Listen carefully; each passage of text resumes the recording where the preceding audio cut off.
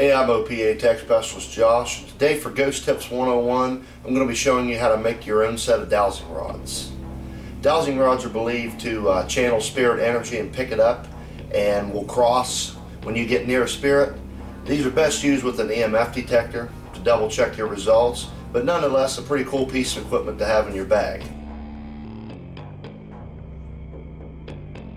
The tools required in making these pieces of equipment consist of, like I said, the metal coat hanger. You'll need a pair of this standard scissors. You also need two preferably thin plastic drinking straws. Clear ones preferably to make the piece of equipment look a little bit more professional. But I don't have any clear ones at the moment, so I'm just going to use standard white drinking straws.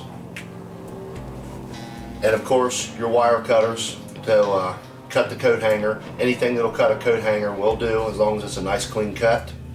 And preferably a pair of needle nose pliers if you have them for shaping the dowsing rods.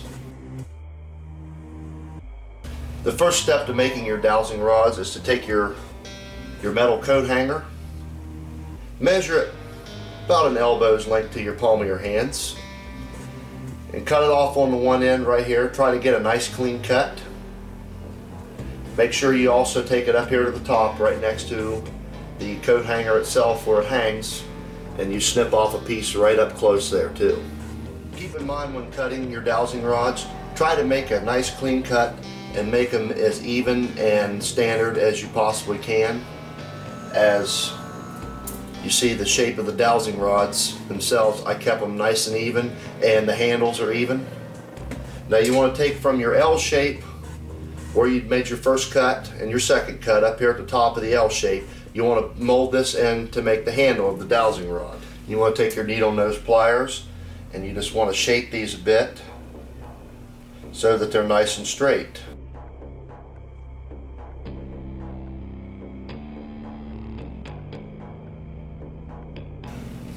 Okay, now that we have the L shape, step 3 of this process is going to be inserting the straw to give it the free base to float about so you don't squeeze it so tightly in your hands.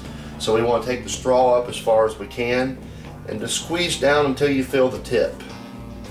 You want to leave just a little bit of play on this, so we're going to go ahead and cut it off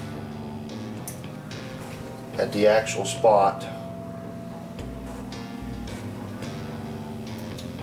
and we'll just trim it up a bit.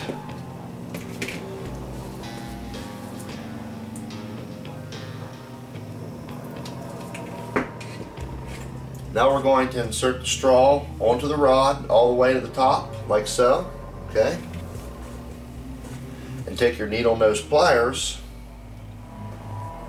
and you're going to take this piece of the actual rod itself and bend it back towards the straw, towards the back of your rod.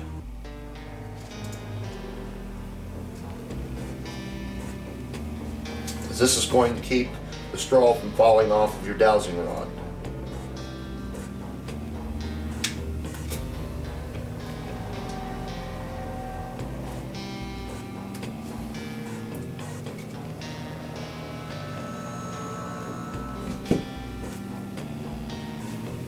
Your finished project should look something like this.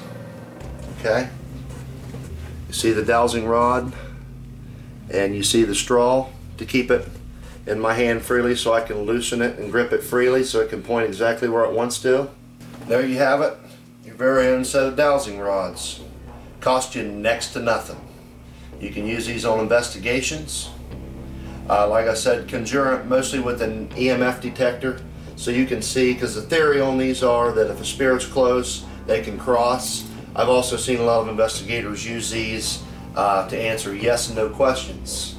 But dowsing rods, although not very expensive, if you're a budget investigator and you're looking to get the most out of your investigations with the budget your team has, this is a great way to improvise.